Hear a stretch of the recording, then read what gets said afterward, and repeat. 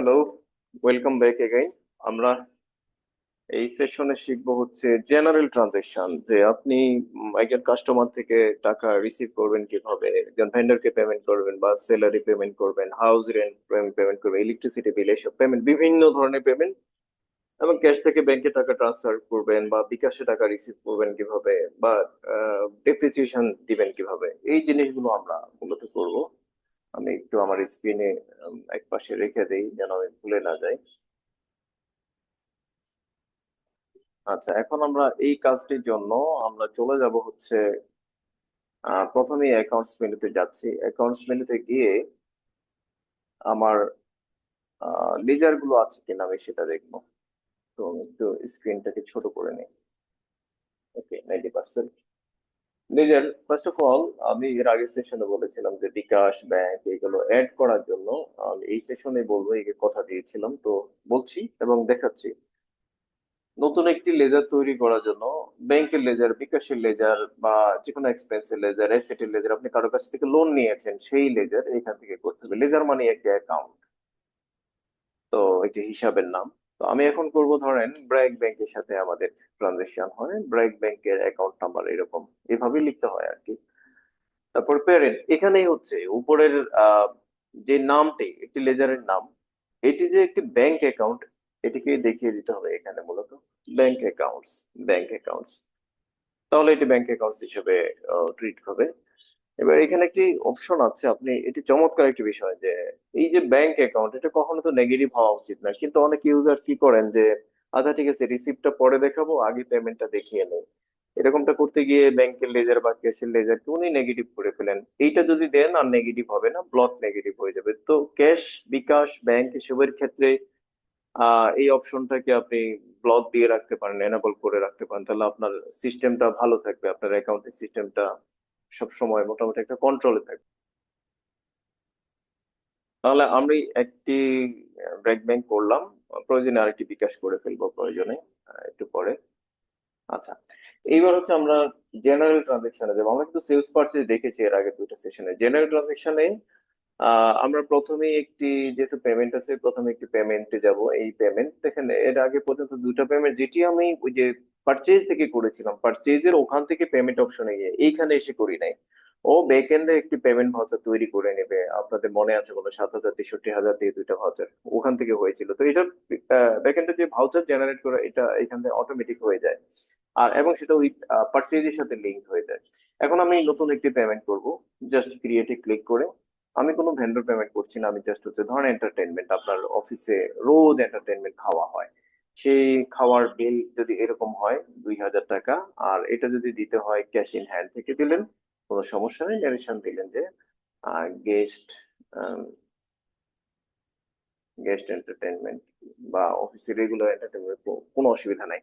এখন এই যে এন্টারটেনমেন্ট খাওয়া হলো, এটার একটি বিল থাকতে পারে, বা কোনো একটা রেস্টুরেন্ট থেকে কোনো খাবার আনলে সেই খাবারের একটা বিল থাকতে পারে, বিল থাকতে পারে এবং থাকা বাধ্যতামূলক। যদি নাও থাকে তাহলে অফিসে ইন্টারনালি জেনারেটেড একটা বিল তৈরি করতে হবে। এবার এইটাকে অ্যাটাচ করার জন্য আপনি এখানে যে ইম্পোর্ট অ্যাটাচমেন্ট, ঠিক আছে, এখানে ওসিআর সহ আছে, যারা ওসিআর বোঝেন, ওসিআর হলে ওই বিলকে সে রিড করে অটোমেটিক্যালি এখানে ফিগার নিয়ে আসবে, সেই টেকনোলজিও এখানে দেওয়া আছে। তো আমি একটা অ্যাটাচমেন্ট দেখে আমার এখানে কিছু আছে কিনা এখানে ক্লিক করে, কারণ অ্যাটাচমেন্টটা সবাই চায় যে প্রত্যেকটা বিলের এগেইনস্টে একটা কিছু অ্যাটাচমেন্ট থাকুক। বাহ, এখানে তো ভালো ভালো অ্যাটাচমেন্ট দেখা যাচ্ছে, তো কোনটা ফেলে কোনটা দেই? দেই, আমার একটা ছবি দিই। আচ্ছা, ওকে, এটা কি আর সিলেক্টের অপশন আছে? আল্লাহ, এটা ক্লিক করে তো বিপদে পড়ে গেলাম, এটা কোথায় চলে যাচ্ছে? ও, মানে ক্লিক করলেই আবার আরেকটি নতুনটার জন্য যাচ্ছে, তো আমি এখানে ডানে ক্লিক করে ফেললাম। আচ্ছা,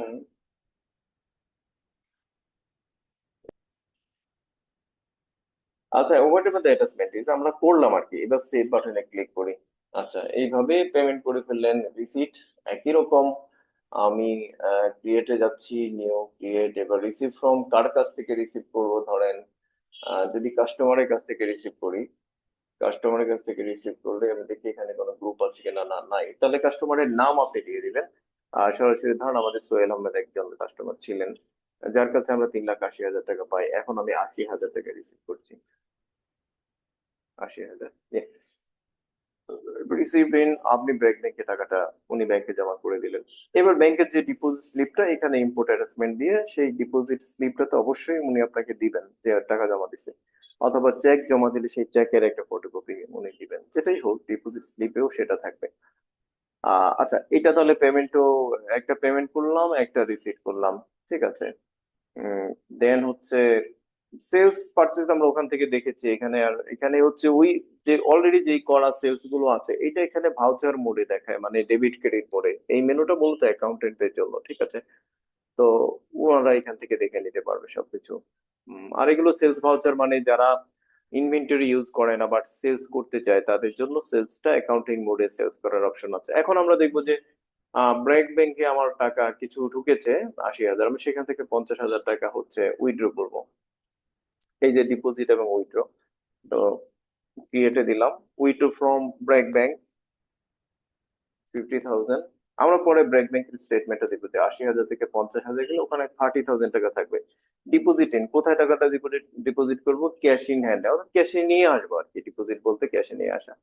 এইটাও এন্ট্রি দিয়ে ফেললাম। তো এইভাবে আপনি রিসিভ পেমেন্ট কন্ট্রা দিলেন। এবার আরেকটি আছে বাকি, আমি সেটি দেখিয়ে এই সেকশনটা শেষ করছি। জার্নাল, জার্নাল ভাউচারে আমরা মূলত নন ক্যাশ ট্রানজেকশন কে রেকর্ড করি, ঠিক আছে। এটা কোনো একদম স্ট্রিক্ট নিয়ম না, বাট এটা একটা প্র্যাকটিস যে নন ক্যাশ ট্রানজেকশন যেখানে ক্যাশের কোনো সম্পর্ক নাই, যেমন পেমেন্ট হলে একটা ক্যাশ পেমেন্ট থাকে বা ব্যাংক পেমেন্ট থাকে, তো সেটা পেমেন্ট ভাউচারে দিই। রিসিট হলে সেটা ক্যাশ বা ব্যাংকের একটা সম্পর্ক থাকে। কন্ট্রা তো দেখলাম শুধু ক্যাশ আর ব্যাংক মিলে, কন্ট্রা মানে ডিপোজিট বা উইথড্র। এবার জার্নাল করবো। জার্নালটা এত ইম্পর্টেন্ট যে আপনি অ্যাকাউন্টেন্ট হন আর বিজনেসম্যান হন, মাস শেষে আপনার যে অ্যাসেট আছে সেটার উপর একটা ডেপ্রিসিয়েশন চার্জ করা আপনার জরুরি। তো ডেপ্রিসিয়েশনটা কিভাবে দিতে হবে আমি দেখাচ্ছি। ডেপ্রিসিয়েশনের লেজার এখানে নাই, আমি একটি লেজার তৈরি করে ফেলবো। অ্যাকাউন্টস এ গিয়ে লেজার ক্রিয়েট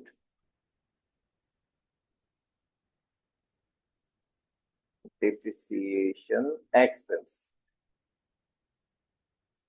ওকে, হ্যাঁ, এটি প্যারেন্ট হবে, এটি একটি এক্সপেন্স, আমি এটি অপারেটিং এক্সপেন্সে দিচ্ছি, ঠিক আছে। আবার এইটিকে ক্রেডিট করতে হবে একটি অ্যাসেট অ্যাকাউন্টকে, তো সেই অ্যাসেট অ্যাকাউন্টে নর্মালি হচ্ছে একুমুলেটেড ডেপ্রিসিয়েশন হয়ে থাকে আর কি। এই সরাসরি আমরা অ্যাসেট কে ক্রেডিট করি না, বরং অ্যাসেটের আন্ডারে একটি একুমুলেটেড ডেপ্রিসিয়েশন কে ক্রেডিট করি। সেটি হবে হচ্ছে প্রপার্টি প্ল্যান্ট এর ইকুইপমেন্টের আন্ডারেই থাকলো।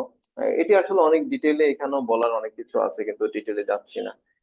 উম, আমি জাস্ট জার্নালটা কিভাবে করতে হয়, transaction journal, ওয়ের is the journal, একদম লাস্টে এসে ক্রিয়েট, তারপর হচ্ছে এই যে ডেপ্রিসিয়েশন এক্সপেন্স আমি ডেবিট করবো, ধরেন এই মাসে আমার 5,000 টাকা ডেপ্রিসিয়েশন চার্জ। তারপর আমি ক্রেডিট করব একুমুলেটেড ডেপ্রিসিয়েশন, যেটা আমার অ্যাসেটের আন্ডারে করা, ফলে অ্যাসেট থেকে যে টোটাল কস্ট ভ্যালু আছে সেই ভ্যালু থেকে এটা কম হবে, ফলে ওখানেই রিটেন ডাউন ভ্যালু যেটা ডব্লিউডিভি আমরা পেয়ে যাব। এবার আমি সেভ করে ফেললাম, জার্নালও হয়ে গেল।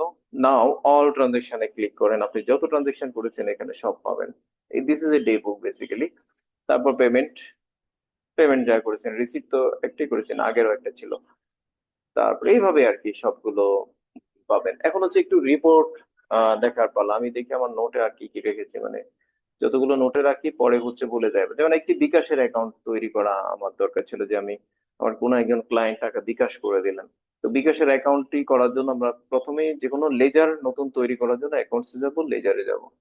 এখান থেকে আমি ক্রিয়েট ক্লিক করে বিকাশ, হ্যাঁ বিকাশে এইভাবে এইখানে নাম্বারটি দিয়ে দিবেন। ফুল নাম্বার দিতে পারেন, অথবা লাস্টে 4টা 5টা 6টা যে কয়টা দিয়ে আপনি তাকে চেনেন, চিনিবার উপায় আর কি। আচ্ছা, তারপরে এটা যাবে হচ্ছে, এটা কিসের আন্ডারে যাবে? এটা কি ক্যাশ ইন হ্যান্ড না ব্যাংক অ্যাকাউন্ট? অবশ্যই ব্যাংক অ্যাকাউন্ট, বিকাশ একটি bank account, this is not cash account. এবারে আপনি ক্রিয়েট দিয়ে দেন। নাও কাস্টমার টাকা দিয়েছে বিকাশে, এটা হতে পারে সেলসে, এখানে কোনো একটা ইনভয়েসের এগেইনস্ট আপনি করবেন, অথবা আপনি সরাসরিও রিসিভ করতে পারেন, যেটাই করেন। ইনভয়েসের এগেইনস্টে যদি করেন, ধরেন এই টাকাটাই আমরা পাচ্ছি সোহেল আহমেদের, এখানে ডিউ নাই, এইটাতে ডিউ আছে 30,000। এই 30,000 থেকে যদি আমি রিসিভ করি, পেমেন্ট পেমেন্ট করি পেমেন্ট করি পেমেন্ট করি পেমেন্ট করি, অল সেলস, এটা কি আনপেইড এ গেলে আনপেইড, ও সরি, এটা তো আসলে ডিউ ছিল না, সরি। এই যে ডিউ, আনপেইড এ গেলাম। আনপেইড এ গেলে সহজ পেমেন্ট। এর আগে আমরা দেখেছিলাম এখানে শুধু ক্যাশ ইন হ্যান্ড ছিল। এখন আমার বিকাশও আসছে, আমি বিকাশে এটা 80,000 টাকা, আমি 50,000 টাকা রিসিভ করবো। হ্যাঁ, এত টাকা রিসিভ করা বিকাশে ঠিক না। 20,000, 20,000, ওকে সেভ। তাহলে এই 20,000 টাকার এগেনস্ট আমার ওই ট্রানজেকশনে গেলে একটি রিসিপ্ট ভাউচার অটোমেটিক্যালি জেনারেট হয়ে গেছে, এইটাই আমরা এখন দেখবো। এই যে 20,000 টাকা বিকাশ এত, এবং কার কাছ থেকে পেয়েছি, সোহেল আহমেদ। এইখানে সিঙ্গেল লাইনে ডেবিট এবং ক্রেডিট সাইডে কমা দিয়ে দেখানো হয়, আপনি যেন বুঝতে পারেন যে আমার এটা কোন জায়গা থেকে রিসিভ হয়েছে, ঠিক আছে? তো মোটামুটি এতটুকু দেখালাম। এরপরে অনেক রিপোর্ট আছে, আপনি যদি রিপোর্টে যান, লেজার স্টেটমেন্টে যান, আপনি চাচ্ছেন যে আমি ধরেন ব্র্যাক ব্যাংকের স্টেটমেন্ট দেখবো, আমি একটা একটা করে আপনাদেরকে দেখাচ্ছি। ব্র্যাক ব্যাংকে 80,000 টাকা প্রথমে আমরা রিসিভ করেছি, তারপর 50,000 টাকা ক্যাশে উইথড্র করে ক্যাশে নিয়ে আসছি। একইভাবে যদি আপনি বিকাশ দেখেন, বিকাশে একটা টাকাই রিসিভ হয়েছে, 20,000। একইভাবে যদি আপনি ক্যাশ ইন হ্যান্ড দেখেন, ক্যাশ ইন হ্যান্ডে অনেক লেনদেন হয়ে গেছে এর মধ্যে, বিভিন্ন লেনদেন। তাহলে এটা হচ্ছে স্টেটমেন্ট, এই এক জায়গা থেকে সকল স্টেটমেন্ট আপনি দেখতে পারবেন। দেন ব্যালেন্স শিটে এখনো দেখানোর মতো তেমন কিছু হয়নি, বাট প্রফিট এন্ড লস অ্যাকাউন্টে দেখতে পারেন, যেহেতু কিছু এক্সপেন্সের এন্ট্রি আমরা দিয়েছি। তো দিস ইজ ইউর রেভিনিউ। ফার্স্টে বিভিন্ন সময় সেলস করে এটা পেয়েছি, এটার যে কস্টিংটা, কস্ট অফ সেলসটা আপনি দেখতে পারেন, যে ওপেনিং আমরা এইটা এন্ট্রি দিয়েছিলাম ওপেনিং কস্ট হিসাবে, বা opening value of the products. Then purchase করেছি, ক্লোজিং এ আমার এত টাকা ভ্যালু আছে, এটা মিলে আমার কস্ট অফ সেলস এটা হলো। এটা গ্রস প্রফিট, আদার ইনকাম নাই, অপারেটিং এক্সপেন্স 7,000। যে কয়েকটা এন্ট্রি দিয়েছি আর কি, স্যালারি দিই নাই, দিয়েছি এন্টারটেনমেন্ট, আর হচ্ছে 5,000 টাকার একটা এই ডেপ্রিসিয়েশন চার্জ দিয়েছি। তো এইখানে যদি আরো এন্ট্রি দিতে থাকি, এটা ভরপুর হবে এবং সুন্দরও লাগবে, এবং আপনার অ্যাকাউন্টিং রিপোর্ট আপনি যেভাবে চাচ্ছেন সেভাবে পাবেন। তো আশা করি সবার ভালো লেগেছে। ভালো না লাগলেও ভালো লাগার চেষ্টা করেন, একটি অ্যাকাউন্টিং সফটওয়্যার ডেফিনেটলি আপনার বিজনেস ইনফরমেশন দিয়ে আপনাকে হেল্প করবে। ঠিক আছে, তো আমি আরো সেশন রেকর্ড করব, আপনারা দেখতে থাকেন, একটার পর একটা দেখতে থাকেন, ভালো লাগবে আশা করি। এটি একটি চমৎকার ড্যাশবোর্ড, দেখেন টপ কাস্টমার কারা, টপ প্রোডাক্ট কারা, ক্যাশে কি পরিমাণ টাকা আছে, বিশেষ মানে এটা হচ্ছে ক্যাশ আর ব্যাংক, সকল ক্যাশ এবং ব্যাংকে একসাথে করা, টপ এক্সপেন্স কি কি আছে, ঠিক আছে? তারপর কারেন্ট অ্যাসেট, এখানে ক্যাশের শুধু ক্যাশ নিয়ে আলাদা, এখানে ক্যাশ এন্ড ব্যাংকের সামারি, আর এখানে শুধুমাত্র ক্যাশের একটা সামারি, যে ওপেনিং এ ক্যাশে কত ছিল, আজকে কত ক্যাশ সেল করলাম, আজকে কত রিসিভ করলাম, আজকে ক্যাশ পারচেজ কি করলাম, ক্যাশ পেমেন্ট কি করলাম, ফাইনালি ক্লোজিং ব্যালেন্স কি আছে, এরকম কিছু একটা। তো সবাই ভালো থাকেন, সুস্থ থাকেন, ইনশাল্লাহ আবার দেখা হবে নতুন কোনো ভিডিও নিয়ে। সবাই সবার জন্য দোয়া করবেন, ভালো থাকেন। আসসালামু আলাইকুম।